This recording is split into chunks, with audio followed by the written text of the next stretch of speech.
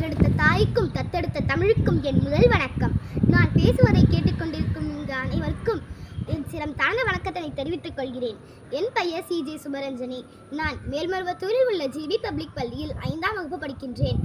யாதும் ஊரே யாவரும் கேளு என்று கணியன் பூங்குன்றனாரின் வரிகளுக்கு ஏற்ப மொழி, இனம், மதம் கடந்து அனைத்து மக்களும் ஒற்றுமையுடன் கொண்டாடும் மகத்தான பண்டிகையான தீப திருநாளாம் தீபாவளி பண்டிகையை பற்றி தான் நான் இப்போது பேசப்போகிறேன்.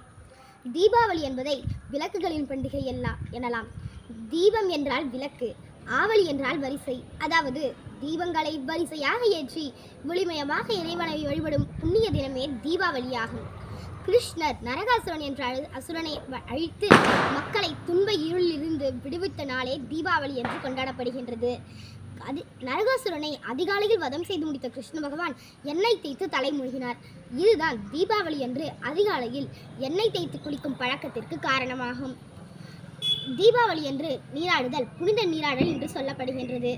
அன்றைய தினத்தில் அனைத்து நீர்நிலைகளிலும் கங்காதேவி வியாபித்து நிற்பதாக ஐதீகம்.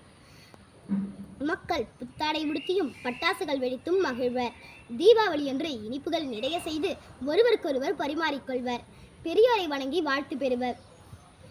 வாழ்க்கையின் இருளை நீக்கி ஒளியை தரும் பண்டிகையான தீபாவளி பண்டிகை ஒவ்வொருவரின் வாழ்க்கையிலும் மகிழ்ச்சியை தர வேண்டும் என்று இறைவனை வேண்டி அனைவருக்கும் தீபாவளி திருநாள் நல் வணக்கங்களையும் வாழ்த்துக்களையும் தெரிவித்துக் கொள்கிறேன்.